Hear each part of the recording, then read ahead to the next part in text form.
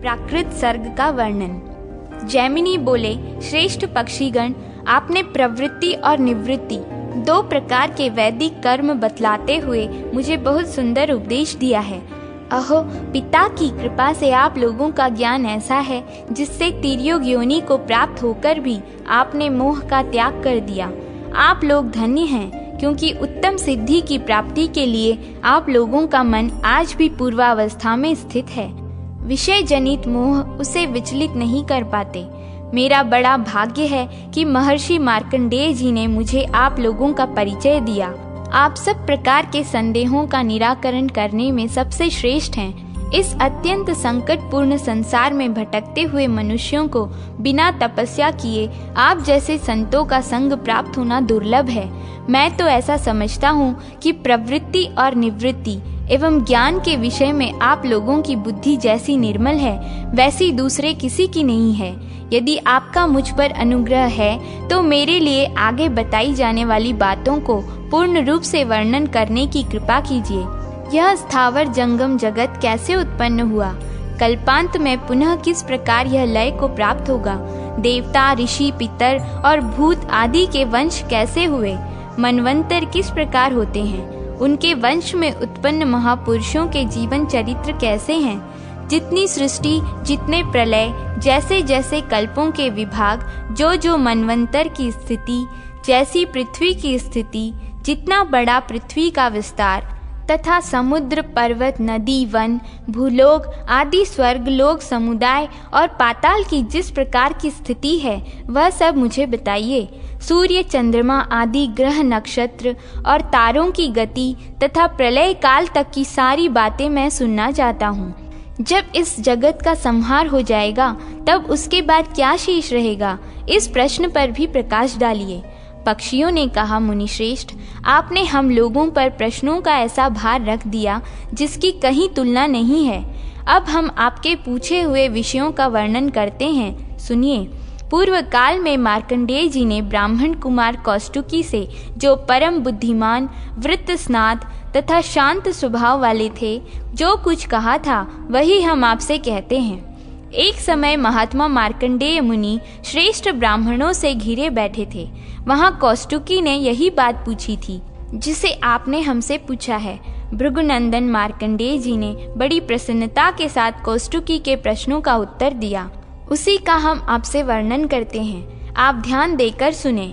जो सृष्टि के समय ब्रह्मा, पालन काल में विष्णु तथा संहार के समय जगत का अंत करने वाले अत्यंत भयंकर रुद्र हैं, उन संपूर्ण जगत के स्वामी पद्म योनि पितामह ब्रह्मा जी को मैं प्रणाम करता हूँ। मार्कंडेय जी ने कहा, पूर्व काल में अव्यक्त जन्मा ब्रह्मा जी के प्रकट होते ही उनके मुखों से क्रमशः पुराण और वेद प्रकट हुए। फिर महर्षियों ने पुराण की बहुत सी संहिताएं रची और वेदों के भी सहस्त्रों विभाग किए। धर्म, ज्ञान, वैराग्य और ऐश्वर्य, ये चारों महात्मा ब्रह्मा जी के उपदेश बिना नहीं सिद्ध हो सकते थे। ब्रह्मा जी के मानस पुत्र सप्त ऋषियों ने उनसे वेदों को ग्रहण किया और ब्रह्मा जी के मन से उत्पन्न हुए भृगु आदि ऋषियों ने पुराण को अपनाया। भृगु से च्यवन ने और च्यवन से ब्रह्म ऋषियों ने उसे प्राप्त किया। फिर उन्होंने दक्ष को उपदेश दिया और दक्ष ने मुझे इस पुराण को सुनाया था। वही आज मैं तुमसे कहता हूँ। यह पुराण कलयुग के समस्त पापों का नाश करने वाला है। जो संपूर्ण जगत की उत्पत्ति के स्थान, अजन्मा, अविनाशी, आश्रय स्वरूप, चराचर जगत को धारण करने वाले तथा परम पद स्वरूप हैं, जिन्हें आदि पुरुष ब्रह्मा कहा जाता है, जो उत्पत्ति, पालन और संहार के कारण हैं, किसी के औरस पुत्र न होकर स्वयंभू हैं, जिनमें संपूर्ण विश्व प्रतिष्ठित है, जो हिरण्य गर्भ लोक सृष्टि में लगे रहने वाले और परम बुद्धिमान हैं, उन भगवान ब्रह्मा जी को नमस्कार करके मैं परम उत्तम भूत वर्ग का वर्णन आरंभ करता हूँ। वह भूत समुदाय 5 की संख्या में जानने के योग्य तथा विविध स्रोतों से युक्त हैं। महतत्व से लेकर विशेष पर्यंत उसकी स्थिति है। उसमें किसका कैसा लक्षण है और किसके रूप में कितनी विभिन्नता है, इन सब बातों का ज्ञान कराते हुए भूत समुदाय का वर्णन करता हूँ। इस भौतिक जगत का जो कारण है उसे प्रधान कहते हैं। उसी को महर्षियों ने अव्यक्त कहा है और वही सूक्ष्म, नित्य एवं सत सत्व स्वरूपा प्रकृति है। सृष्टि के आदि काल में केवल ब्रह्म था जो नित्य, अविनाशी, अजर और अप्रमेय है। उसका दूसरा कोई आधार नहीं है। वह गंध, रूप, रस, शब्द और स्पर्श से रहित है। उसका आदि और अंत नहीं है। वह संपूर्ण जगत की योनि, तीनों गुणों का कारण एवं अविनाशी है। उसे आधुनिक नहीं, पुरातन एवं सनातन कहा गया है। वह ज्ञान विज्ञान का विषय नहीं है। प्रलय के पश्चात उस ब्रह्म से ही यह सब कुछ व्याप्त था। मुने, फिर सृष्टि काल आने पर गुणों की साम्यावस्था रूप प्रकृति जब ब्रह्म के क्षेत्रज्ञ रूप से अधिष्ठित हुई, तब उससे महत्व का आविर्भाव हुआ। उत्पन्न हुए उस महतत्व को प्रधान ने आवृत्त कर रखा है। जैसे बीज त्वचा से घिरा हुआ होता है, उसी प्रकार अव्यक्त प्रकृति से महतत्व आच्छादित है। वह सात्विक, राजस और तामस भेद से 3 प्रकार का बताया गया है। तत्पश्चात उस महतत्व से वैकारिक, तेजस तथा भूतादि स्वरूप तामस, इन 3 भेदों वाले अहंकार उत्पन्न हुए। जैसे अव्यक्त प्रकृति से महतत्व आवृत्त है, उसी प्रकार अहंकार भी महतत्व से आवृत्त है।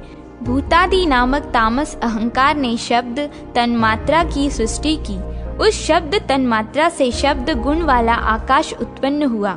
फिर भूतादि तामस अहंकार ने शब्द तन्मात्रा रूप आकाश को आच्छादित किया। इससे स्पर्श तन्मात्रा की सृष्टि हुई, जिससे बलवान वायु का प्राकट्य हुआ। वायु का गुण स्पर्श माना गया है। शब्द तन्मात्रा रूप आकाश ने जब स्पर्श तन्मात्रा वाले वायु को आच्छादित किया, तब वायु ने भी विकृत होकर रूप तन्मात्रा की रचना की। इस प्रकार वायु से अग्नि तत्व प्रकट हुआ, जिसका गुण रूप बतलाया जाता है। तदनंतर स्पर्श तन्मात्रा वाले वायु ने रूप तन्मात्रा वाले तेज को आवृत्त किया, जिससे विकृत होकर उस तेज ने रस तन्मात्रा की सृष्टि की। उस रस तन्मात्रा से जल प्रकट हुआ, जो रस नामक गुण से युक्त है। फिर रूप तन्मात्रा वाले अग्नि तत्व ने रस तन्मात्रा युक्त जल को आवृत्त किया। इसमें जल में भी विकार आया और उससे गंध तन्मात्रा की सृष्टि हुई। उसी से यह संघात रूपा पृथ्वी उत्पन्न हुई, जिसका गुण गंध है।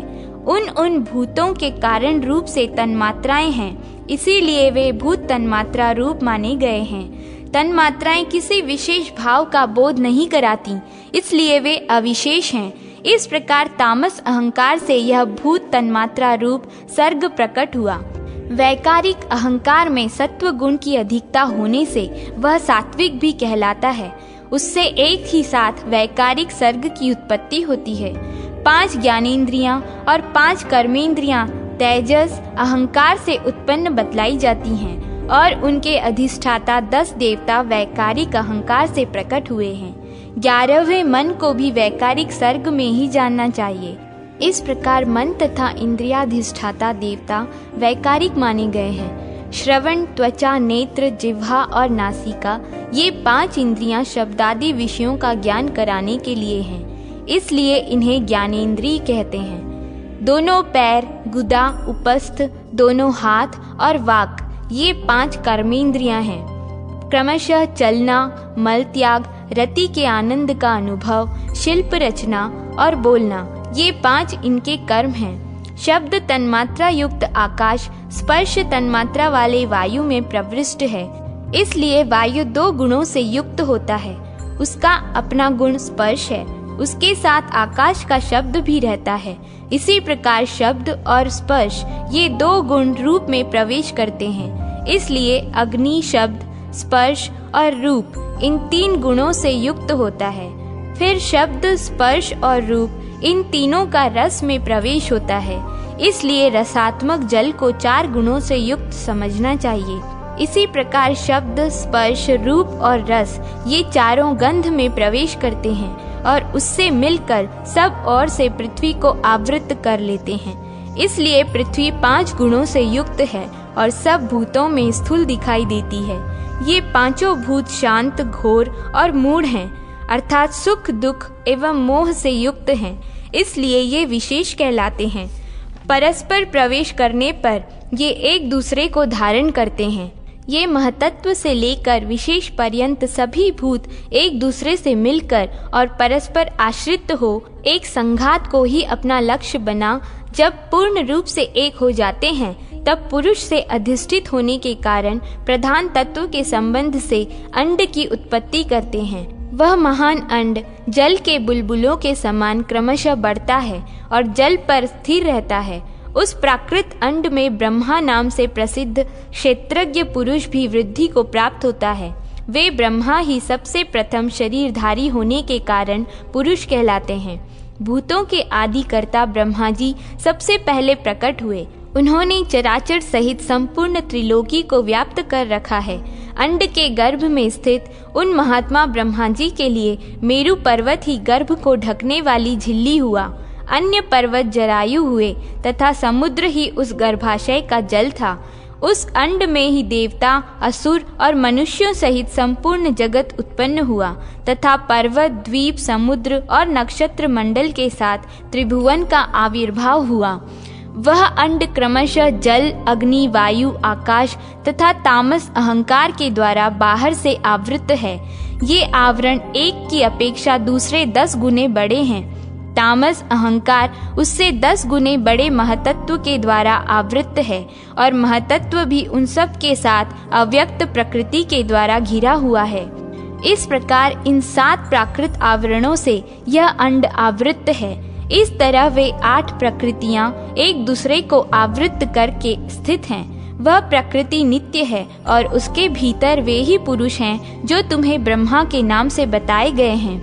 अब संक्षेप में पुनः इस विषय का वर्णन सुनो। जैसे कोई पुरुष जल में डूबकर फिर निकलते समय जल को फेंकता है, उसी प्रकार भगवान ब्रह्मा जी भी प्रकृति को हटाते हुए उससे प्रकट होते हैं।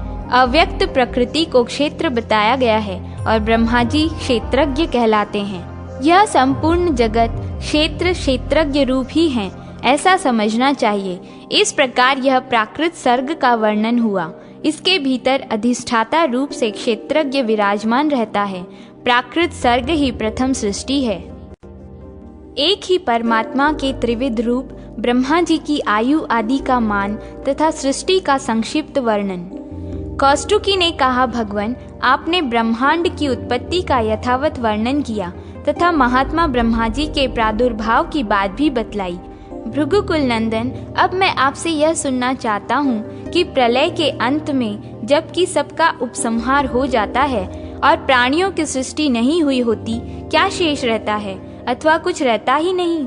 मार्कंडेय जी बोले, मुने, जब यह संपूर्ण जगत प्रकृति में लीन होता है, उस समय की स्थिति को विद्वान पुरुष प्राकृत प्रलय कहते हैं। जब अव्यक्त प्रकृति अपने स्वरूप में स्थित होती है, तब महत्तत्वादि संपूर्ण विकारों का उपसंहार हो जाता है। उस समय प्रकृति और पुरुष समान धर्मा होकर रहते हैं। उस समय सत्व और तम समान रूप में और परस्पर ओतप्रोत रहते हैं तथा जैसे तिल में तेल और दूध में घी रहता है, उसी प्रकार तमोगुण और सत्वगुण में रजोगुण घुला मिला होता है। जब परमेश्वर की योग दृष्टि से प्रकृति में क्षोभ होता है, तब महान अंड के भीतर से ब्रह्मा जी प्रकट होते हैं। यह बात तुम्हें बतलाई जा चुकी है। यद्यपि ब्रह्मा जी संपूर्ण जगत की उत्पत्ति के स्थान और निर्गुण हैं, तथापि रजोगुण का उपभोग करते हुए सृष्टि में प्रवृत्त होते हैं और ब्रह्मा जी के कर्तव्य का पालन करते हैं। फिर परमेश्वर सत्व गुण के उत्कर्ष से युक्त हो श्री विष्णु का स्वरूप धारण कर धर्म पूर्वक प्रजा का पालन करते हैं। फिर तमोगुण की अधिकता से युक्त हो रुद्र रूप धारण करके संपूर्ण जगत का संहार करते और निश्चिंत सोते हैं। इस प्रकार सृष्टि, पालन और संहार, इन तीनों कालों में 3 गुणों से युक्त होकर भी परमेश्वर वास्तव में निर्गुण ही हैं। जैसे खेतीहर पहले बीज को बोता, फिर पौधे की रक्षा करता और अंत में खेती पक जाने पर उसे काटता है तथा इन कार्यों के अनुसार बोने वाला, रक्षा करने वाला और काटने वाला, ये 3 नाम धारण करता है, उसी प्रकार एक ही परमेश्वर भिन्न भिन्न कार्यों के अनुसार ब्रह्मा, विष्णु तथा रुद्र नाम धारण करते हैं। ब्रह्मा होकर संसार की सृष्टि करते और रुद्र होकर उसका संहार करते हैं तथा विष्णु रूप में इन दोनों कार्यों से उदासीन रहकर सबका पालन करते हैं। इस तरह स्वयंभू परमात्मा की 3 अवस्थाएं होती हैं। रजोगुण प्रधान ब्रह्मा, तमोगुण प्रधान रुद्र और सत्व प्रधान विश्वपालक विष्णु हैं। ये ही 3 देवता हैं और ये ही 3 गुण हैं। ये परस्पर एक दूसरे के आश्रित और एक दूसरे से मिले रहते हैं। इनमें एक क्षण का भी वियोग नहीं होता। ये एक दूसरे का कभी त्याग नहीं करते। इस प्रकार जगत के आदि कारण देवाधिदेव चतुर्मुख ब्रह्मा जी रजोगुण का आश्रय लेकर सृष्टि के कार्य में संलग्न रहते हैं। उनकी आयु अपने ही मान से 100 वर्षों की होती है। उसका परिणाम बतलाता हूँ, सुनो। 15 निमेषों की एक काष्ठा होती है, 30 काष्ठाओं की एक कला, 30 कलाओं का एक मुहूर्त तथा 30 मुहूर्तों का एक दिन रात होता है। यह मनुष्यों के दिन रात का मान है। 30 दिन रात व्यतीत हो जाने पर 2 पक्ष अथवा 1 मास पूर्ण होता है। 6 मासों का एक अयन और 2 अयनों का एक वर्ष होता है। 2 अयनों का नाम क्रमशः दक्षिणायन और उत्तरायण है। इस प्रकार मनुष्यों का 1 वर्ष देवताओं का 1 दिन रात है। उसमें दिन तो उत्तरायण और रात दक्षिणायन है। देवताओं के 12,000 वर्षों की एक चतुर्युगी होती है, जिसे सत्य युग, त्रेता आदि कहते हैं। अब इनका विभाग सुनो। 4,000 दिव्य वर्षों का सत्य युग होता है, 400 दिव्य वर्षों की उसकी संध्या और उतने ही वर्षों का संध्यांश होता है। 3,000 दिव्य वर्षों का त्रेता युग है, उसकी संध्या और संध्यांश का समय 300 दिव्य वर्षों का है। 2,000 दिव्य वर्षों का द्वापर युग होता है और 200 दिव्य वर्ष उसकी संध्या और संध्यांश के होते हैं। द्विज श्रेष्ठ 1,000 दिव्य वर्षों का कलयुग होता है तथा 100 दिव्य वर्ष उसकी संध्या एवं संध्यांश के बताए गए हैं। इस प्रकार विद्वानों ने 12,000 दिव्य वर्षों की एक चतुर्युगी बताई है। 1,000 चतुर्युगी बीतने पर ब्रह्मा का एक दिन होता है। ब्राह्मण ब्रह्मा जी के एक दिन में बारी बारी से 14 मनु होते हैं। देवता, सप्तऋषि, इंद्र, मनु और मनुपुत्र, ये सब लोग एक ही साथ उत्पन्न होते हैं और एक ही साथ इनका संहार भी होता है। इस प्रकार 71 चतुर्युगों से कुछ अधिक काल का एक मनवंतर होता है। अब मनुष्य वर्ष गणना के अनुसार मनवंतर का मान सुनो। पूरे 30 करोड़ 67 लाख और 20,000 वर्षों का एक मनवंतर माना गया है। देवताओं के वर्ष से एक मनवंतर में 8,52,000 वर्ष होते हैं। इस काल को 14 गुना करने पर ब्रह्मा का एक दिन होता है। इसके अंत में विद्वानों ने नैमित्तिक प्रलय का होना बतलाया है। उसमें भूलोक, भूवरलोक और स्वर्गलोक जलकर नष्ट हो जाते हैं। महरलोक बच जाता है, किंतु नीचे के लोकों के जलने से वहां इतना ताप पहुंचता है कि उस लोक के निवासी जनलोक में चले जाते हैं। फिर तीनों लोक एक महासमुद्र के गर्भ में छिप जाते हैं। ब्रह्मा की रात आ जाती है, इसलिए वे उसमें शयन करते हैं। ब्रह्मा के दिन के बराबर ही उनकी रात भी होती है। उनके बीतने पर फिर सृष्टि का क्रम चालू होता है। इस प्रकार क्रमशः ब्रह्मा का एक वर्ष बीतता है और पूरे 100 वर्ष तक उनका जीवन रहता है। उनके 100 वर्ष को एक पर कहते हैं। उसमें से 50 वर्षों की परार्ध संज्ञा है। इस तरह ब्रह्मा का एक परार्ध बीत चुका है। उसके अंत में पाद्म नाम से विख्यात महाकल्प हुआ था। ब्राह्मण, अब उनका दूसरा परार्ध चल रहा है। इसमें यह वाराह कल्प प्रथम कल्प है। कौष्टुकी बोले, सृष्टि के आदि कर्ता तथा प्रजापतियों के स्वामी भगवान ब्रह्मा जी ने जिस प्रकार प्रजा को उत्पन्न किया उसका मेरे लिए विस्तार पूर्वक वर्णन कीजिए।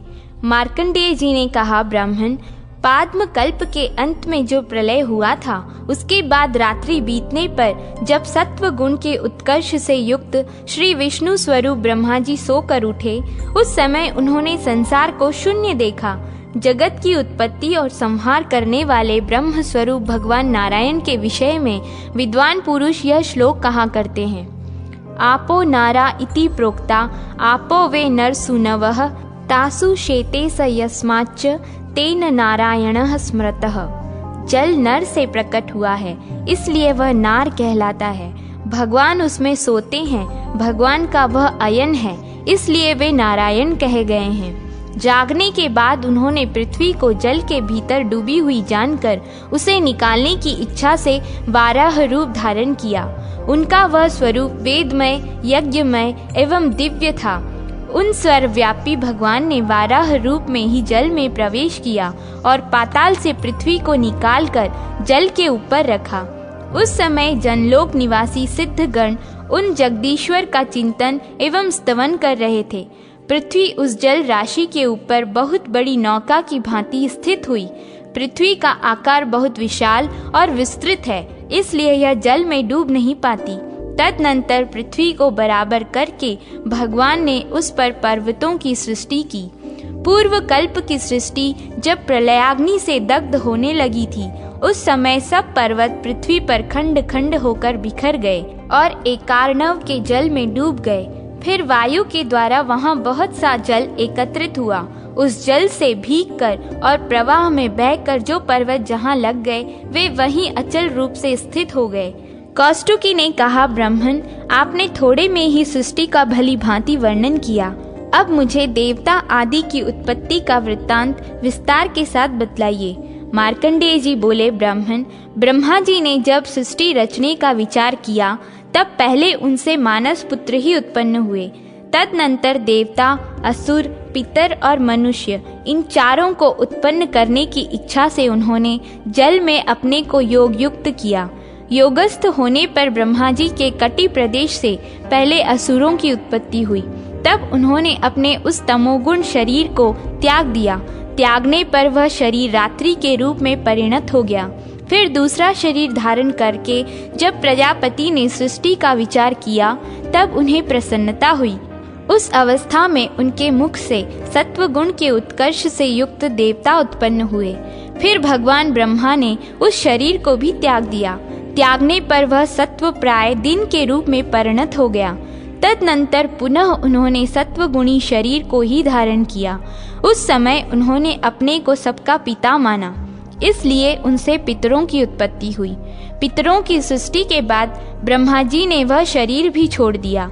वह छोड़ा हुआ शरीर संध्या काल के रूप में परिणत हुआ, जो दिन और रात के मध्य में स्थित होता है। तत्पश्चात भगवान ब्रह्मा ने रजोगुण की अधिकता से युक्त दूसरा शरीर धारण किया।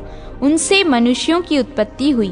मनुष्यों की सृष्टि के बाद उस शरीर को भी उन्होंने त्याग दिया। वह शरीर ज्योत्सना काल के रूप में परिणत हुआ, जो रात के अंत और दिन के प्रारंभ में हुआ करता है। इस प्रकार ये रात दिन, संध्या और ज्योत्सना काल देवाधिदेव भगवान ब्रह्मा के शरीर हैं। ब्रह्मा जी ने अपने प्रथम मुख से गायत्री छंद, ऋग्वेद, त्रिवत रथंतर साम तथा अग्निष्टोम यज्ञ को उत्पन्न किया। दक्षिण मुख से यजुर्वेद, त्रिष्टुप छंद, पंचदश स्तोम तथा बृहत साम की सृष्टि की।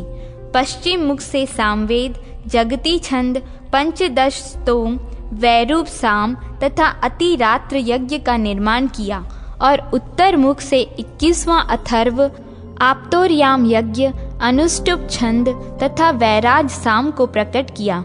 उन्होंने कल्प के आदि में बिजली, वज्र, मेघ, लाल इंद्रधनुष और पक्षियों की सृष्टि की तथा उनके शरीर से छोटे बड़े अनेक प्राणी उत्पन्न हुए। पूर्व काल में देवता, असुर, पितर और मनुष्य, इन चारों की सृष्टि करने के पश्चात उन्होंने अन्य स्थावर जंगम प्राणियों को उत्पन्न किया। यक्ष, पिशाच, गंधर्व, अप्सरा, नर, किन्नर, राक्षस, पशु पक्षी, मृग, सर्प आदि जंगम तथा स्थावर भूतों की सृष्टि की। उनमें से जिनके पूर्व कल्प में जैसे कर्म थे, वैसे ही कर्म में वे पुनः पुनः नूतन सृष्टि में प्राप्त करते हैं। हिंसा, अहिंसा, मृदुता, क्रूरता, धर्म, अधर्म तथा सत्य, असत्य को वे पूर्व जन्म की भावना के अनुसार ही प्राप्त करते हैं और उस भावना के अनुकूल वस्तु ही उन्हें रुचिकर जान पड़ती है। इंद्रियों के विषयों, भूतों तथा शरीरों में स्वयं ब्रह्मा जी ने ही नानात्व का विधान किया है। उन्हें अनेक रूपों में उत्पन्न किया है। देवता आदि भूतों के नाम और रूप का तथा कार्यों के विस्तार का उन्होंने वेद के शब्दों से ही प्रतिपादन किया है। ऋषियों के नाम भी वेदों से ही निश्चित किए गए हैं। ब्रह्मा जी की रात्रि का अंत होने पर उन्होंने देवता आदि जिन जिन भूतों की सृष्टि की है, उन सब के नाम, रूप और कर्तव्य का ज्ञान भी वे वेदों से ही प्रदान करते हैं।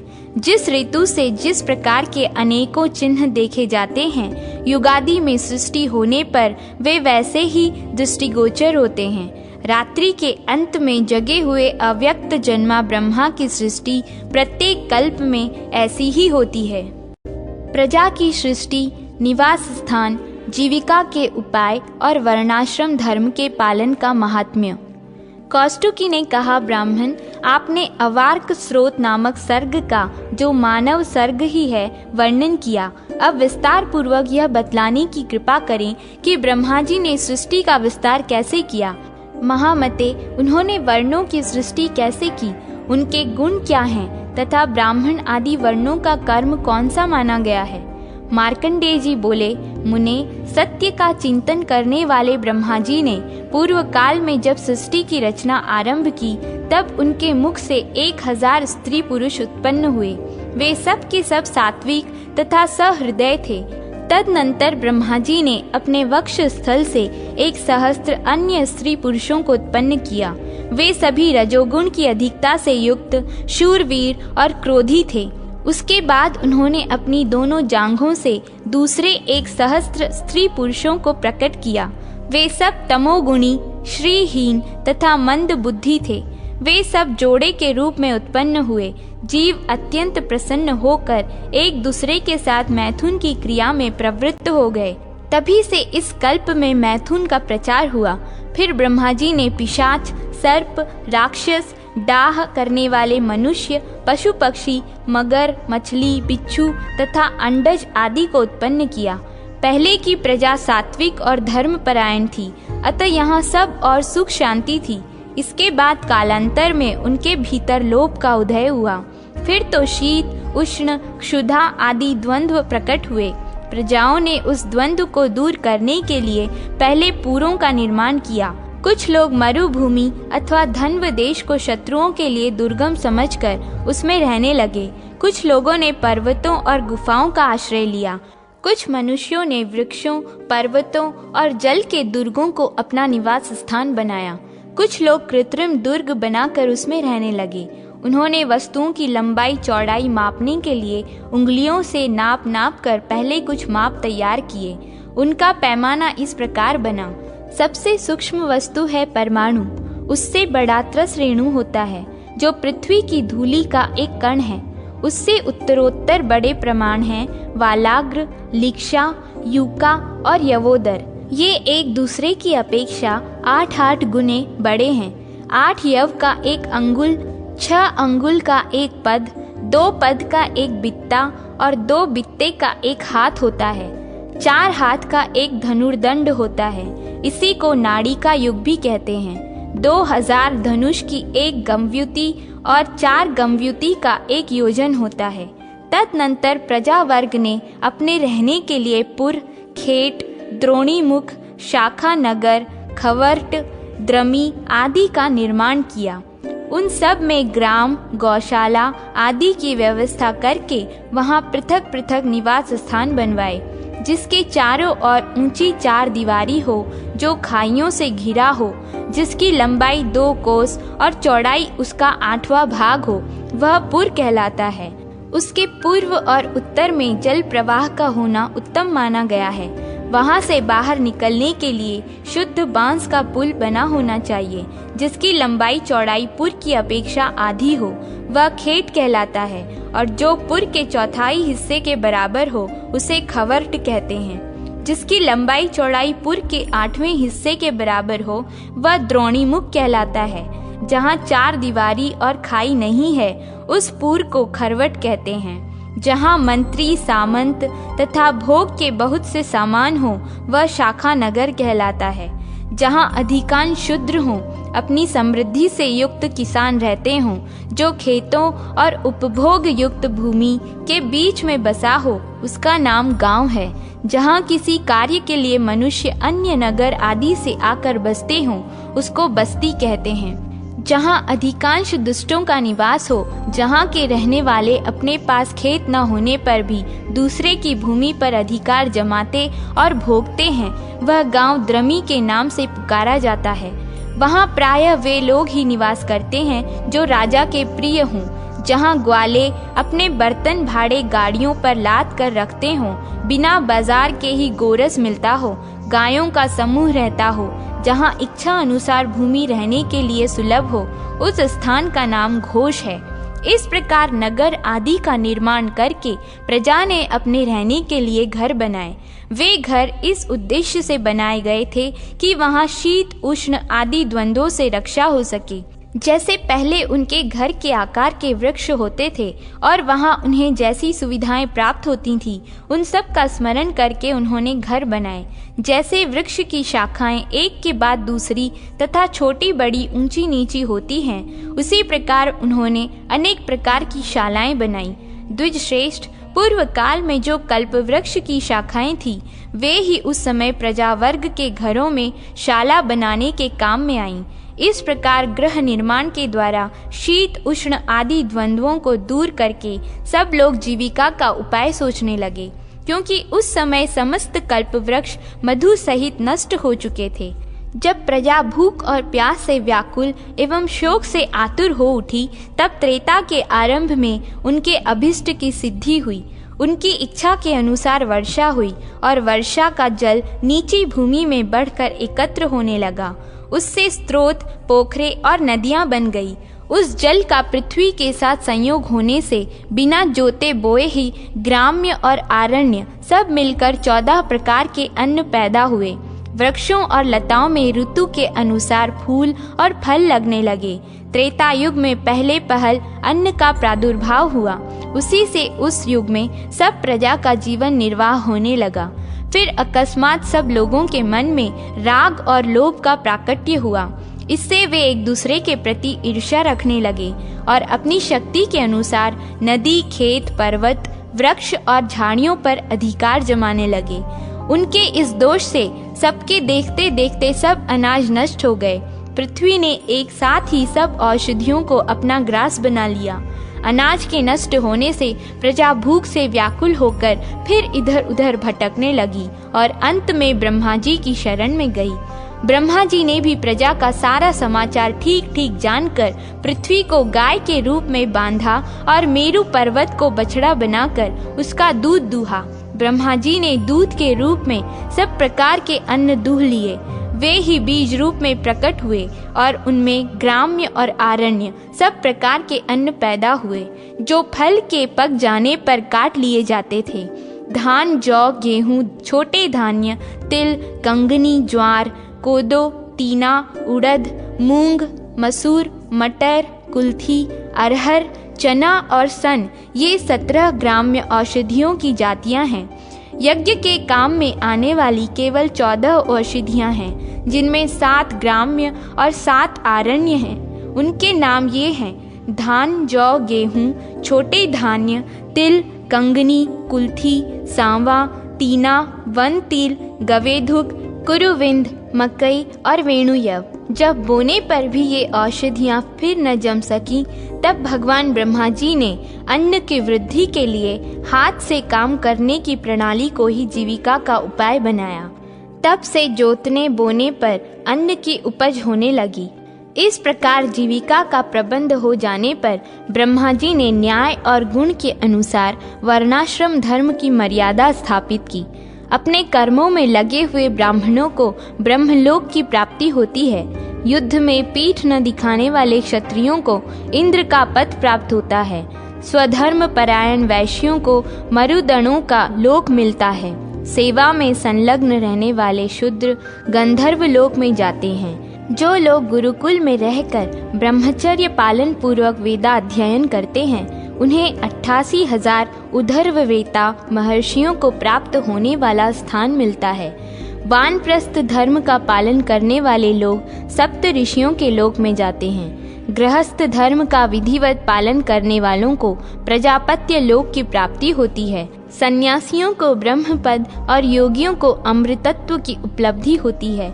इस प्रकार भिन्न भिन्न वर्ण धर्म और आश्रम धर्मों का पालन करने वाले लोगों के लिए पृथक पृथक लोकों की कल्पना की गई है। स्वयंभू मनु की वंश परंपरा तथा अलक्ष्मी पुत्र दुस्सह के स्थान आदि का वर्णन। मार्कंडेय जी कहते हैं, मुने, तदनंतर ब्रह्मा जी जब ध्यान कर रहे थे उस समय उनके मन से मानसी प्रजा उत्पन्न हुई। साथ ही उनके शरीर से कारण और कार्य का भी प्रादुर्भाव हुआ। देवताओं से लेकर स्थावर पर्यंत सभी जीव त्रिगुणात्मक माने गए हैं। इसी प्रकार समस्त चराचर भूतों की सृष्टि हुई।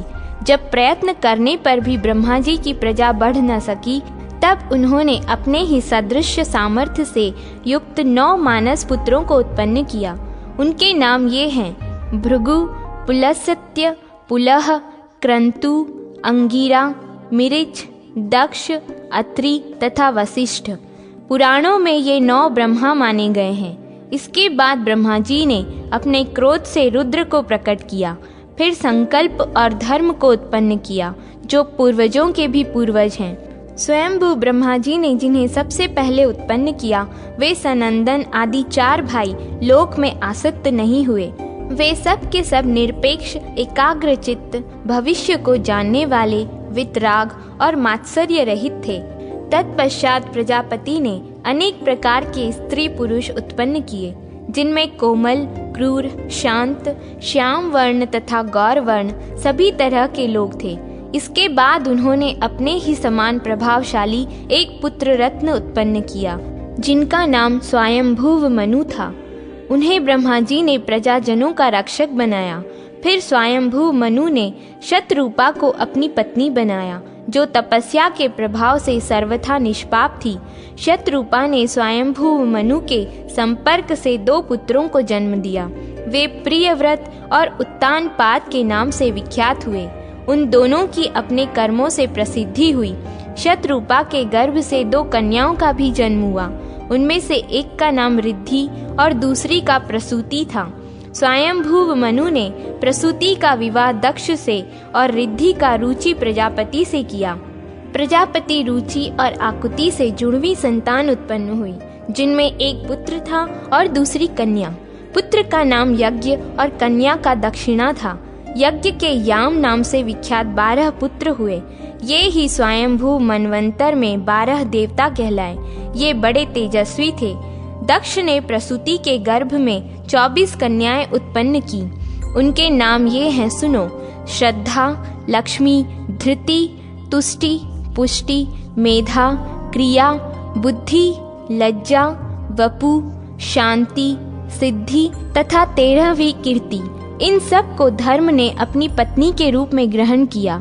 इनसे शेष जो 11 छोटी कन्याएं थीं, उनके नाम इस प्रकार हैं: ख्याति, सती, संभूति, स्मृति, प्रीति, क्षमा, सन्नति, ऊर्जा, अनसुया, स्वाहा और स्वधा। इन सब को क्रमशः भृगु, महादेव जी, मरीचि, अंगिरा, पुलस्त्य, पुलह, क्रतु, वशिष्ठ, अत्रि, अग्नि और पितरों ने ग्रहण किया। श्रद्धा ने काम को, लक्ष्मी ने दर्प को, धृति ने नियम को, तुष्टि ने संतोष और पुष्टि ने लोभ को उत्पन्न किया। मेधा से श्रुत का, क्रिया से दंड, नय और विनय का, बुद्धि से बोध का, लज्जा से विनय का, वपु से व्यवसाय का, शांति से क्षेम का, सिद्धि से सुख का और कीर्ति से यश का जन्म हुआ। ये सभी धर्म के पुत्र हैं। काम से उनकी पत्नी रति ने हर्ष नामक पुत्र उत्पन्न किया, जो धर्म का पौत्र कहलाया। अधर्म की स्त्री हिंसा थी।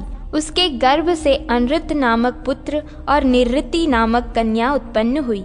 फिर इन दोनों में से 2 पुत्र तथा 2 कन्याओं का जन्म हुआ। पुत्रों के नाम थे नरक और भय तथा कन्याओं के नाम थे माया और वेदना। ये उनकी पत्नियां हुईं। इनमें भय की स्त्री माया ने सब प्राणियों का संहार करने वाले मृत्यु नामक पुत्र को उत्पन्न किया और वेदना ने नरक के संसर्ग से दुख नामक पुत्र को जन्म दिया। मृत्यु से व्याधि, जरा, शोक, तृष्णा और क्रोध उत्पन्न हुए। ये सब अधर्म रूप हैं और दुख के हेतु बतलाए जाते हैं। इनके स्त्री और पुत्र नहीं हैं, ये सभी ऊर्ध्वरेता हैं। अलक्ष्मी के 14 पुत्र हैं, जिनमें 13 तो क्रमशः 10 इंद्रिय, मन, बुद्धि और अहंकार में पृथक पृथक रहते हैं। 14वें का नाम दुस्सह है। वह मनुष्य के ग्रहों में निवास करता है। वह भूख से दुर्बल, नीचा मुख किए, नंग धड़ंग और चीथड़ा लपेटे रहता है। उसकी आवाज कौवे के समान है। जब ब्रह्मा जी ने उसे उत्पन्न किया तब वह सबको खा जाने के लिए उद्यत हुआ। वह तमोगुण का भंडार था और बड़ी बड़ी दाढ़ों के कारण अत्यंत विकराल जान पड़ता था। उसका मुंह फैला हुआ था, इससे वह और भी भयंकर जान पड़ता था। उसको आहार के लिए उत्सुक देख लोक पितामह ब्रह्मा जी ने कहा, दुस्सह, तुझे इस संसार का भक्षण नहीं करना चाहिए। तू अपना क्रोध शांत कर, रजोगुण की कला त्याग और इस तामसी वृत्ति को भी छोड़ दे। दुस्सह ने कहा, जगदीश्वर, मैं भूख से दुर्बल हो रहा हूँ और प्यास भी मुझे जोर से सता रही है। नाथ, बताइए मुझे कैसे तृप्ति हो? मैं किस तरह बलवान बनूं तथा मेरा निवास स्थान कौन है जहाँ मैं सुख से रह सकूं? ब्रह्मा जी ने कहा, बेटा, मनुष्यों का घर तुम्हारा निवास स्थान है। अधर्म परायण पुरुष तुम्हारे बल हैं तथा नित्य कर्म के त्याग से ही तुम्हारी पुष्टि होगी। मर्म, व्रण और फोड़े तुम्हारे वस्त्र होंगे। अब तुम्हारे लिए आहार की व्यवस्था करता हूँ, जिसमें किसी प्रकार की क्षति पहुँची हो, कीड़े पड़ गए हों, कुत्तों ने दृष्टि डाली हो, जो फूटे बर्तन में रखा गया हो, जिसे मुंह से फूंक फूंक कर ठंडा किया गया हो, जो जूठा और अपदृष्टि डाली हो, जो फूटे बर्तन में रखा गया हो, जिसे मुंह से फूंक फूंक कर ठंडा किया गया हो, जो जूठा और अपक्व हो, जिसमें से पानी छूटता हो, जिसको किसी ने चख लिया हो, जो शुद्धता पूर्वक तैयार न किया गया हो, जिसे फटे आसनों पर बैठकर भोजन किया गया हो, जो अपने समीपवर्ती को नहीं दिया गया हो, विपरीत दिशा अथवा कोण की ओर मुंह करके खाया गया हो, दोनों संध्याओं के समय और नाच, बाजा एवं स्वर ताल के साथ जिसको खाया गया हो, जिसे रजस्वला स्त्री के द्वारा लाया, खाया अथवा देखा गया हो, तथा जो और किसी दोष से युक्त हो, ऐसा कोई भी खाने पीने का सामान तुम्हारी पुष्टि के लिए मैं तुम्हें देता हूँ। यक्ष्मन, बिना श्रद्धा का हवन, बिना नहाए, बिना जल के अवहेलना पूर्वक दिया हुआ दान, जो व्यर्थ पड़ी हो अथवा फेंक दी जाने वाली हो, ऐसी वस्तु का दान और अत्यंत अभिमान से, दोष से, क्रोध से तथा कष्ट मान कर किया हुआ दान, इन सब का फल तुम्हें ही मिलेगा। कन्या का मूल्य चुकाने के लिए जो धनोपार्जन की क्रिया की जाती है तथा जो असत शास्त्रों द्वारा संपादित होने वाली क्रियाएं हैं, उन सब का फल तुम्हारी पुष्टि के लिए तुम्हें देता हूँ। जो कार्य केवल धन कमाने के लिए किया जाता है, धर्म की दृष्टि से नहीं, तथा जो सत्य की अवहेलना पूर्वक अध्ययन किया जाता है, वह सब तुम्हारी इच्छा पूर्ति के लिए तुम्हें दे रहा हूँ। जो मनुष्य गर्भिणी स्त्री के साथ समागम करते, संध्या और नित्य कर्म का उल्लंघन करते तथा असत शास्त्रों के अनुसार कार्य या उनकी चर्चा करके दूषित होते हैं, ऐसे मनुष्यों को दबाने की तुम में पूरी शक्ति होगी। दुस्सह, जहाँ एक ही पंक्ति में 2 तरह का भोजन परोसा जाता हो, अतिथि सत्कार और बलि वैश्वदेव का उद्देश्य न रखकर केवल अपने लिए भोजन बनाया जाता हो, भोजन में भेद रखा जाता हो, अर्थात किसी के लिए अच्छा और किसी के लिए खराब बनता हो, और जहाँ घर में रोज रोज कलह होता हो, वहीं तुम्हारा निवास है। जहाँ गाय, घोड़े आदि वाहन बिना खिलाए पिलाए बांध दिए जाते हों और संध्या के पहले ही जिस घर को धो बुहार कर साफ नहीं किया जाता हो, वहाँ रहने वाले मनुष्यों को तुमसे भय प्राप्त होगा। जो मनुष्य बिना व्रत के ही उपवास करते, जुए और स्त्रियों में आसक्त रहते, दुस्सह वचन बोलते और विडाल व्रती होते, बिल्लियों की तरह ऊपर से साधु बनकर छिपे छिपे अपना उल्लू सीधा करते हैं, वे सब तुम्हारे उपकारी हैं। जो ब्रह्मचर्य पालन के बिना ही अध्ययन और विद्वान हुए बिना ही यज्ञ करते हैं, तपोवन में रहकर भी ग्राम्य विषय भोगों का सेवन करते हैं और अपने मन को जीतने का यत्न नहीं करते, तथा जो ब्राह्मण, क्षत्रिय, वैश्य एवं शूद्र अपने अपने कर्म से भ्रष्ट होते हैं, ऐसे लोग परलोक की इच्छा से जो भी चेष्टा करते हैं उसका सारा फल तुम्हें ही मिलेगा। यक्ष्मन, तुम्हारी पुष्टि के लिए और भी उपाय बताता हूँ, सुनो। जो लोग बलिवैश्व देव के अंत में तुम्हारे नाम के उच्चारण पूर्वक तुम्हें बलि अर्पण करते हैं और यक्ष्मेत्ते निर्णयजनम नमः कहकर उसे त्यागते हैं, जो शुद्धता पूर्वक बना हुआ अन्न विधि पूर्वक भोजन करते, बाहर भीतर से पवित्र रहते, लोलुपता नहीं रखते और स्त्रियों के वशीभूत नहीं होते, ऐसे मनुष्यों के घरों को तुम त्याग देना। जहाँ हविष्य से देवताओं की और श्राद्धान्न से पितरों की पूजा होती हो तथा कुल की स्त्रियों, बहनों और अतिथियों का स्वागत सत्कार होता हो, उस घर को भी छोड़ देना। जहाँ बालक, वृद्ध, स्त्री, पुरुष तथा स्वजन वर्ग में प्रेम हो, जहाँ की स्त्रियां आनंद पूर्वक रहती हों, बाहर जाने के लिए उत्सुक नहीं होती तथा लज्जा की रक्षा करती हैं, उस घर पर भी दृष्टि न डालना। जहाँ अवस्था और संबंध के अनुसार शयन, आसन और भोजन की व्यवस्था हो, जहाँ के निवासी दयालु, सत्कर्म परायण और साधारण सामग्री से युक्त हों, तथा जिस घर के लोग गुरु, वृद्ध एवं ब्राह्मणों के खड़े रहने पर स्वयं भी आसन पर नहीं बैठते, वह घर भी तुम्हें छोड़ देना चाहिए। देवता, पितर, मनुष्य और अतिथियों के भोजन से बचा हुआ अन्न ही जिसका भोजन है, उस पुरुष के घर में भी तुम पैर न रखना। जो सत्यवादी, क्षमाशील, अहिंसक, दूसरों को पीड़ा न देने वाले तथा दोष दृष्टि से रहित हों, ऐसे पुरुषों को तुम छोड़ देना। जो अपने पति की सेवा में संलग्न रहती, दुष्टा स्त्रियों का साथ नहीं करती तथा कुटुंब के लोगों एवं पति के भोजन करने से बचे हुए अन्न को ही खाकर अपने शरीर का पोषण करती हैं, ऐसी स्त्री को भी तुम हाथ न लगाना। जो सदा यज्ञ, अध्ययन, वेदाभ्यास और दान में मन लगाता है, यज्ञ कराने, शास्त्र पढ़ाने तथा उत्तम दान ग्रहण करने से ही जिसकी जीविका चलती हो, ऐसे ब्राह्मण को भी तुम त्याग देना। दूसरा, जो सदा दान, अध्ययन और यज्ञ के लिए उद्यत रहता है और अपने लिए उत्तम एवं विशुद्ध शास्त्र ग्रहण की वृत्ति से जीविका चलाता हो, उस क्षत्रिय के पास भी तुम न जाना। जो दान, अध्ययन और यज्ञ इन तीन पूर्वोक्त गुणों से युक्त हो और पशुपालन, व्यापार एवं कृषि से जीविका चलाता हो, ऐसे पाप रहित वैश्य को भी त्याग देना। यक्ष्मन, जो दान, यज्ञ और द्विजों की सेवा में तत्पर रहता हो और ब्राह्मण आदि की सेवा से ही जीवन निर्वाह करता हो, ऐसे शूद्र का भी त्याग कर देना। जहाँ गृहस्थ पुरुष श्रुति स्मृति के अनुकूल उपाय से जीविका चलाता हो, उसकी पत्नी उसी की अनुगामिनी हो, पुत्र गुरु, देवता और पिता का पूजन करता हो तथा पत्नी भी पति की पूजा में संलग्न रहती हो, वहाँ अलक्ष्मी का भय कैसे हो सकता है। यक्ष्मन, जो प्रतिदिन संध्या के समय पानी से धोया जाता हो और स्थान स्थान पर फूलों से पूजित होता है, उस घर की ओर तुम आंख उठाकर देख भी नहीं सकते। जिस घर में बिछी हुई शैया को सूर्य न देखते हों, अर्थात जहाँ लोग सूर्योदय के पहले ही सोकर उठ जाते हों, जहाँ प्रतिदिन अग्नि और जल प्रस्तुत रहता हो, सूर्योदय होने तक दीप जलता एवं सूर्य का पूर्ण प्रकाश पहुँचता हो, वह घर लक्ष्मी का निवास स्थान है। जहाँ सांड, चंदन, वीणा, दर्पण, मधु, घृत, ब्राह्मण तथा तांबे के पात्र हों, उस घर में तुम्हारे लिए स्थान नहीं है। दूसरा, जहाँ पके या कच्चे अन्नों का अनादर और शास्त्रों की आज्ञा का उल्लंघन होता हो, उस घर में तुम इच्छा अनुसार विचरण करो।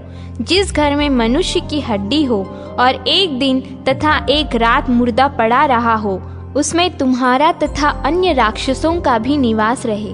जो अपने भाई बंधु को तथा सपिंड एवं समानोदक मनुष्य को अन्न और जल दिए बिना ही भोजन करते हैं, उस समय उन लोगों पर तुम आक्रमण करो।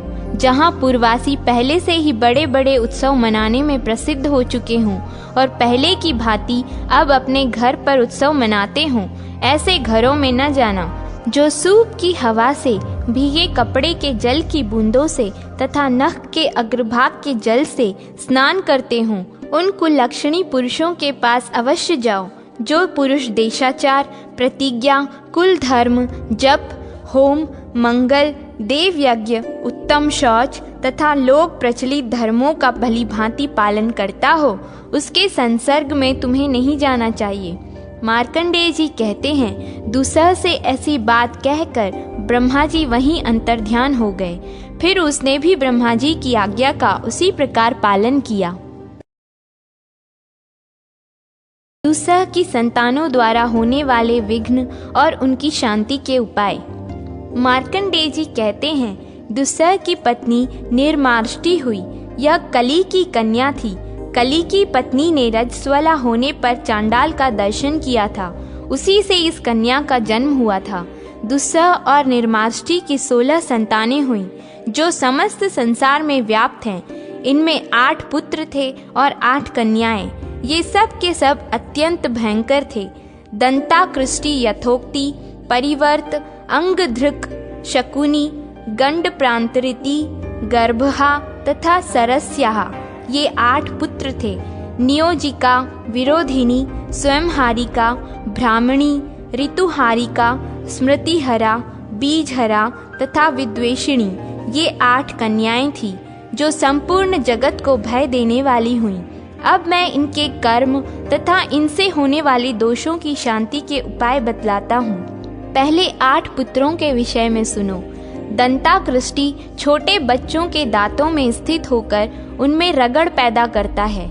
इस प्रकार वह दुस्सह नामक अलक्ष्मी पुत्र को वहां बुलाना चाहता है। उसकी शांति के लिए सोए हुए बालक की शैया और दांतों पर सफेद सरसों छींटना चाहिए तथा सुवर्चला नामक औषधि से स्नान कराने और उत्तम शास्त्रों का पाठ कराने से भी यह दोष दूर होता है।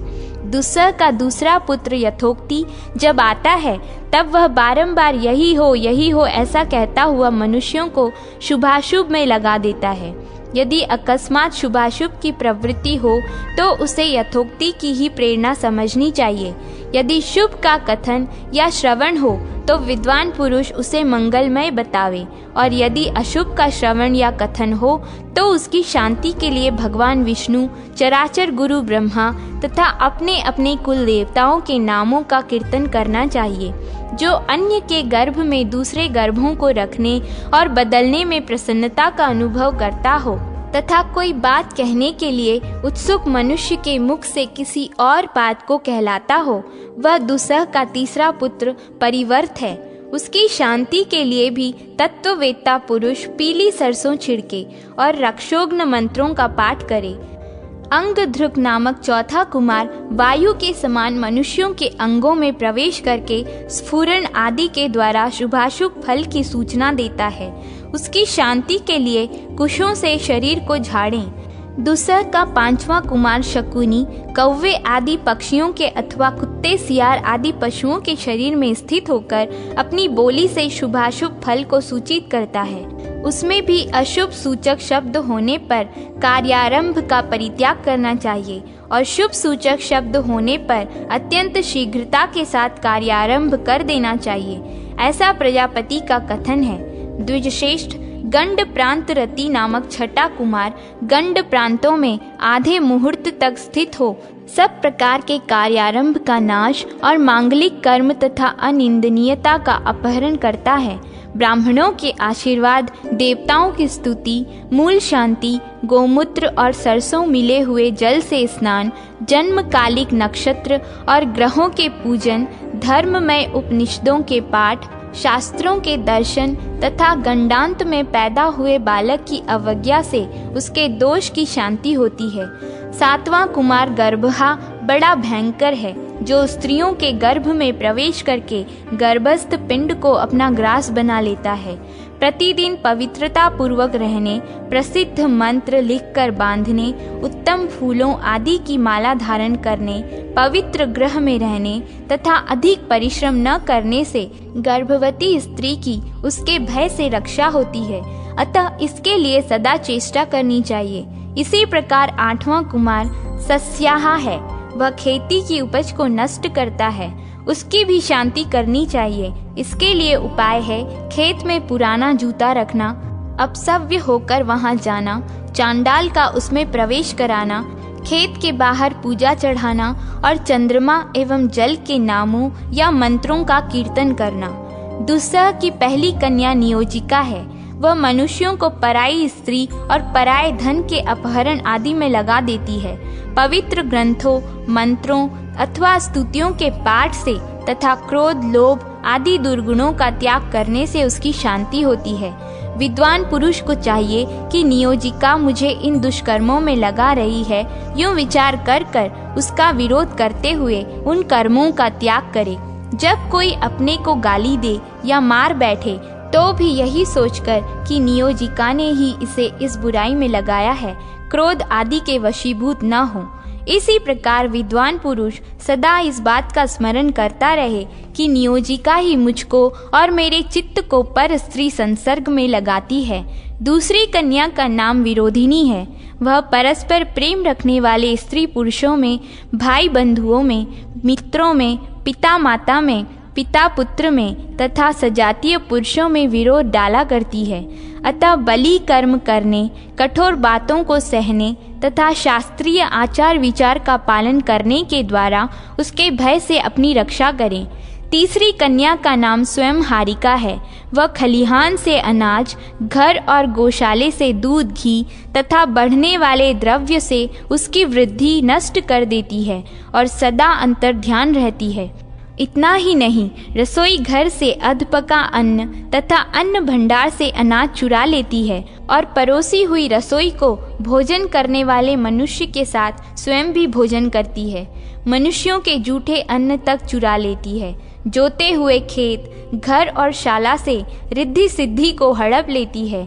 गायों और स्त्रियों के थनों से दूध गायब कर देती है। दही से घी, तिल से तेल, कुसुम्ब आदि का रंग तथा रुई से सूत हर लेती है।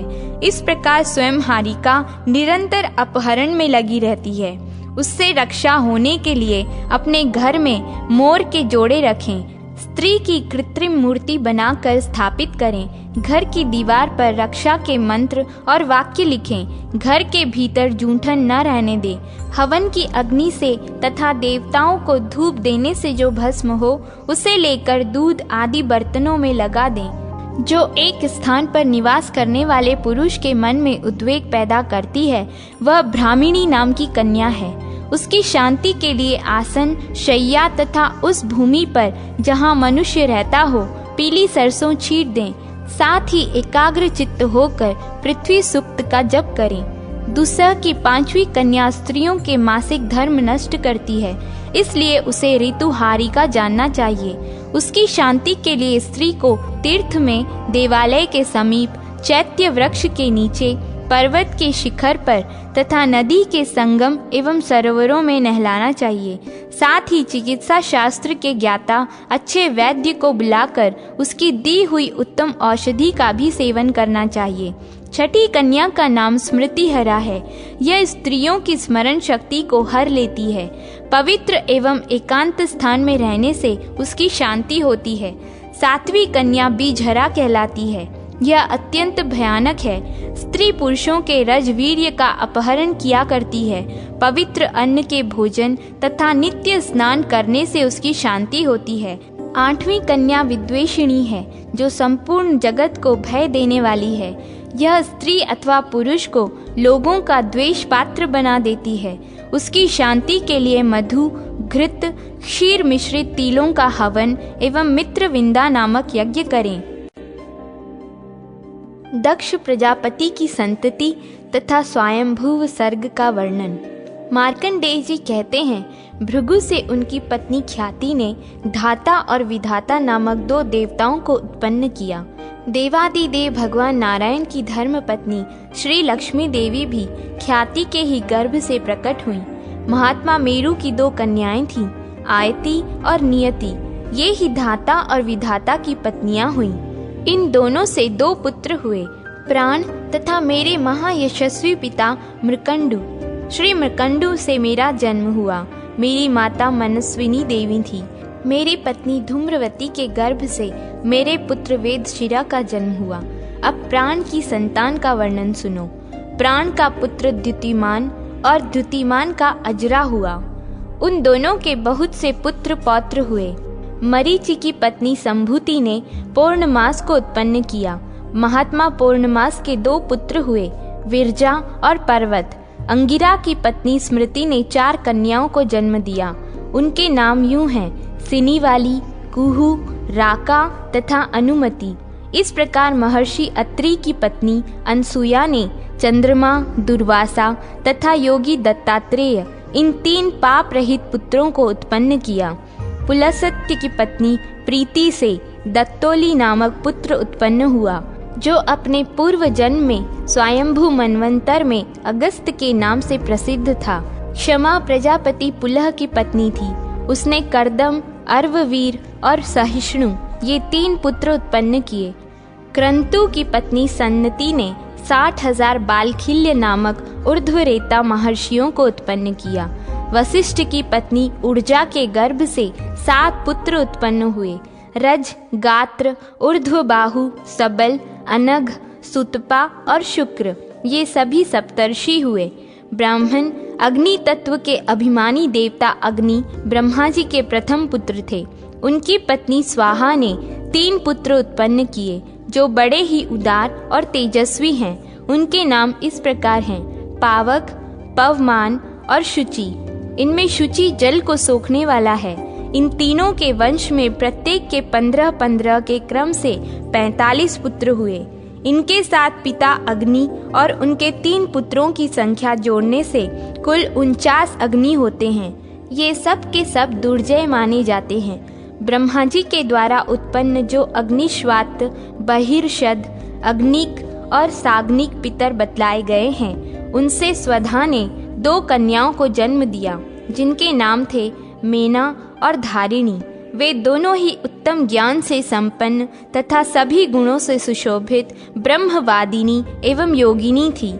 इस प्रकार यह दक्ष कन्याओं की वंश परंपरा का वर्णन हुआ। जो श्रद्धा पूर्वक इसका चिंतन करता है वह निसंतान नहीं रहता। कौष्टुकी बोले, भगवान आपने जो अभी स्वयंभू मनवंतर की चर्चा की है उसका वर्णन मैं अच्छी तरह सुनना चाहता हूँ। मनवंतर के कालमान, देवता, देवर्षि, राजा और इंद्र इन सब का वर्णन कीजिए। मार्कंडेय जी ने कहा, ब्राह्मण मनवंतर की अवधि 71 चतुर्युगी से कुछ अधिक काल की होती है। यह बात बताई जा चुकी है। अब मानव वर्ष से मनवंतर का कालमान सुनो। 30,67,20,000 वर्षों का एक मनवंतर होता है। देवताओं के मान से 8,52,000 वर्षों का यह काल है। सबसे पहले मनु स्वयंभू हैं। इनके बाद स्वारोचिष, औत्तम, तामस, रैवत और चाक्षुष हैं। यह 6 मनु बीत चुके हैं। इस समय वैवस्वत मनु का राज्य है। भविष्य में सावर्णी नाम वाले 5 मनु, रौच्य मनु तथा भौम मनु ये 7 और होने वाले हैं। इनका विस्तृत वर्णन मनवंतरों के प्रकरण में करेंगे। ब्राह्मण इस समय मनवंतरों के देवता, ऋषि, इंद्र और पितरों का परिचय देता हूँ तथा उनकी उत्पत्ति, संग्रह एवं संतानों का भी वर्णन करता हूँ। साथ ही यह भी बतलाता हूँ कि मनु और उनके पुत्रों के राज्य का क्षेत्र कितना था। पहले स्वयंभू मनवंतर के प्रथम त्रेता युग में प्रियव्रत के पुत्रों अर्थात स्वयंभू मनु के पौत्रों ने पृथ्वी के वर्ष विभाग किए थे। प्रजापति कर्दम जी की पुत्री प्रजावती राजा प्रियव्रत को ब्याही गई थी। उसके गर्भ से 2 कन्याएं और 10 पुत्र हुए। कन्याओं के नाम थे सम्राट और कुक्षी। उन दोनों के 10 भाई प्रजापति के समान तेजस्वी और बड़े शूरवीर थे।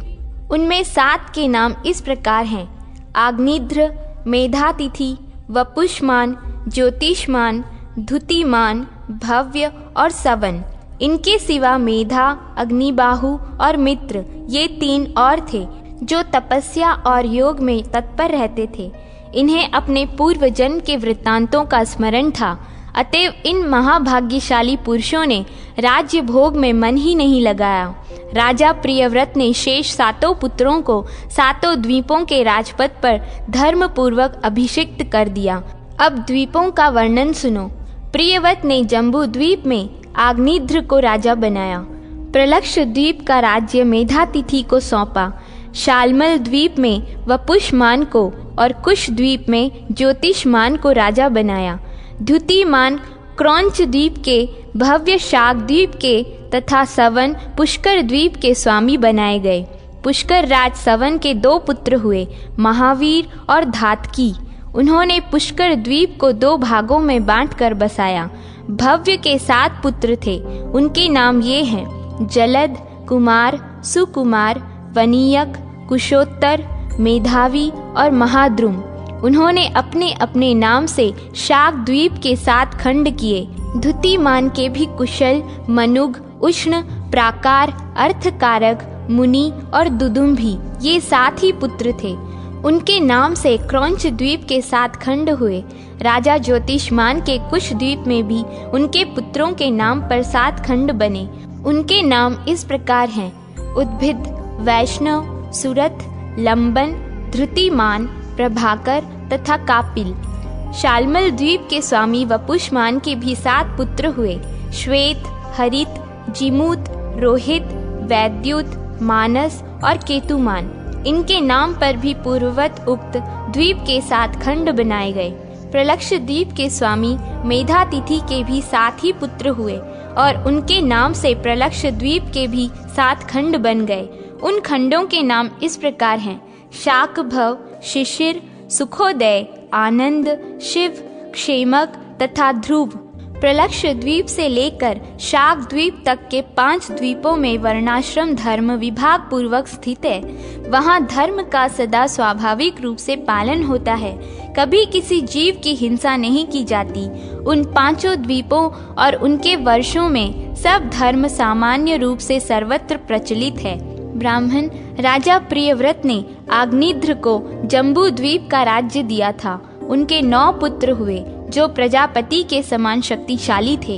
उनमें सबसे बड़े का नाम नाभि था, उससे छोटा किमपुरुष था, तीसरे का नाम हरि, चौथे का इलावृत, 5वें का रम्य, 6ठे का हिरण्यक, 7वें का कुरु, 8वें का भद्राश्व और 9वें का केतुमाल था।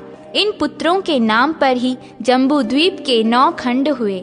हिम वर्ष को छोड़कर शेष जो किमपुरुष आदि वर्ष हैं, उनमें सुख की अधिकता है और बिना यत्न किए स्वभाव से ही वहाँ सब कामनाओं की सिद्धि होती है।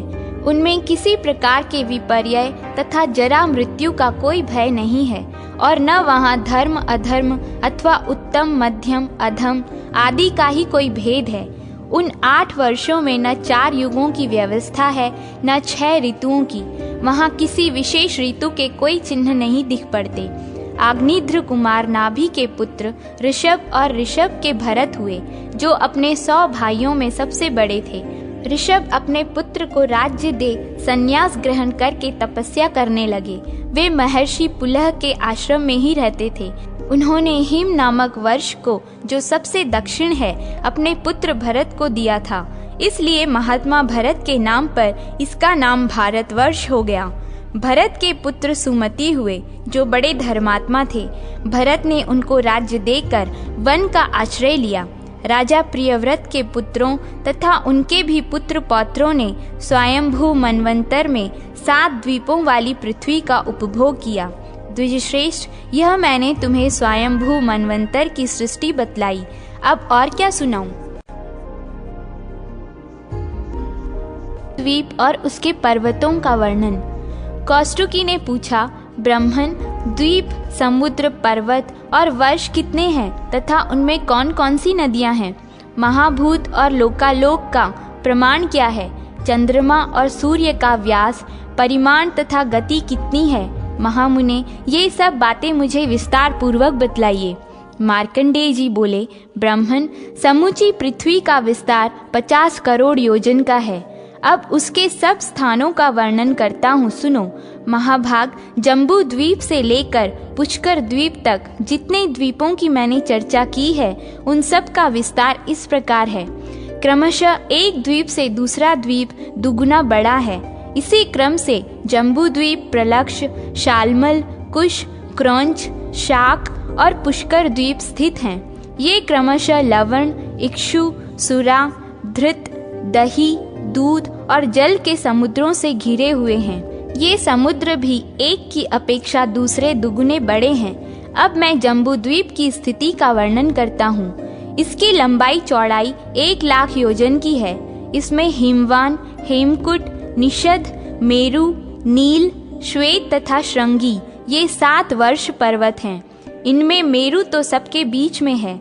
उसके सिवा जो नील और निषद नामक 2 और मध्यवर्ती पर्वत हैं, वे 1-1 लाख योजन तक फैले हुए हैं। निषद से दक्षिण में तथा नील से उत्तर में जो 2-2 पर्वत हैं, उनका विस्तार क्रमशः 10-10 हजार योजन का है, अर्थात हेमकुट और श्वेत 90-90 हजार योजन तक तथा हिमवान और श्रृंगी 80-80 हजार योजन तक फैले हुए हैं। वे सभी 2-2 हजार योजन ऊंचे और उतने ही चौड़े हैं। इस जम्बूद्वीप के 6 वर्ष पर्वत समुद्र के भीतर तक प्रवेश किए हुए हैं। यह पृथ्वी दक्षिण और उत्तर में नीची और बीच में ऊंची तथा चौड़ी है। जम्बूद्वीप के 3 खंड दक्षिण में है और 3 खंड उत्तर में। इनके मध्य भाग में इलावृत वर्ष है, जो आधे चंद्रमा के आकार में स्थित है। उसके पूर्व भद्राश्व और पश्चिम में केतुमाल वर्ष है। इलावृत वर्ष के मध्य भाग में सुवर्णमय मेरु पर्वत है, जिसकी ऊंचाई 84,000 योजन की है। वह 16,000 योजन नीचे तक पृथ्वी में समाया हुआ है तथा उसकी चौड़ाई भी 16,000 योजन की है। वह शराव की आकृति का होने के कारण चोटी की ओर 32,000 योजन चौड़ा है।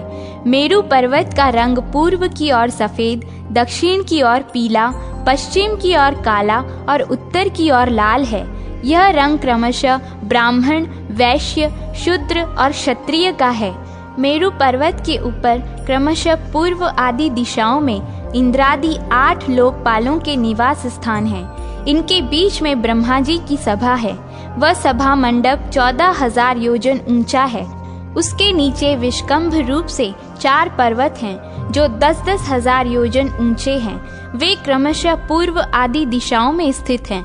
उनके नाम इस प्रकार है: मंदर, गंधमादन, विपुल और सुपार्श्व। इन चारों पर्वत के ऊपर 4 बड़े बड़े वृक्ष हैं, जो ध्वजा की भांति उसकी शोभा बढ़ाते हैं। मंदराचल पर कदम्ब, गंधमादन पर्वत पर जम्बू, विपुल पर पीपल तथा सुपार्श्व के ऊपर बरगद का महान वृक्ष है। इन पर्वतों का विस्तार 1100 योजन का है। मेरु के पूर्व भाग में जठर और देवकुट पर्वत हैं, जो नील और निषद पर्वत तक फैले हुए हैं। निषद और पारियात्र ये 2 पर्वत मेरु के पश्चिम भाग में स्थित हैं। पूर्व वाले पर्वतों की भांति ये भी नीलगिरी तक फैले हुए हैं। हिमवान और कैलाश पर्वत मेरु के दक्षिण भाग में स्थित है। ये पूर्व से पश्चिम की ओर फैलते हुए समुद्र के भीतर तक चले गए हैं। इसी प्रकार उसके उत्तर भाग में श्रृंगवान और जारूधी नामक पर्वत है। ये भी दक्षिण भाग वाले पर्वतों की भांति समुद्र के भीतर तक फैले हुए हैं। द्विजश्रेष्ठ ये मर्यादा पर्वत कहलाते हैं। हिमवान और हेमकुट आदि पर्वतों का पारस्परिक अंतर 9-9 हजार योजन का है। इसे इलावृत वर्ष के मध्य भाग में मेरु की चारों दिशाओं में स्थित है। गंधमादन पर्वत पर जो जामुन के फल गिरते हैं, वे हाथी के शरीर के बराबर होते हैं। उनमें से जो रस निकलता है, उससे जम्बू नाम की नदी प्रकट होती है, जहाँ से जाम्बूनद नामक सुवर्ण उत्पन्न होता है। वह नदी जम्बू वृक्ष के मूलभूत मेरु पर्वत की परिक्रमा करती हुई बहती है और वहाँ के निवासी उसी का जल पीते हैं। भद्राश्व वर्ष में भगवान विष्णु हयग्रीव रूप से, भारतवर्ष में कच्छप रूप से, केतुमाल वर्ष में वराह रूप से तथा उत्तर कुरु में मत्स्य रूप से विराजते हैं।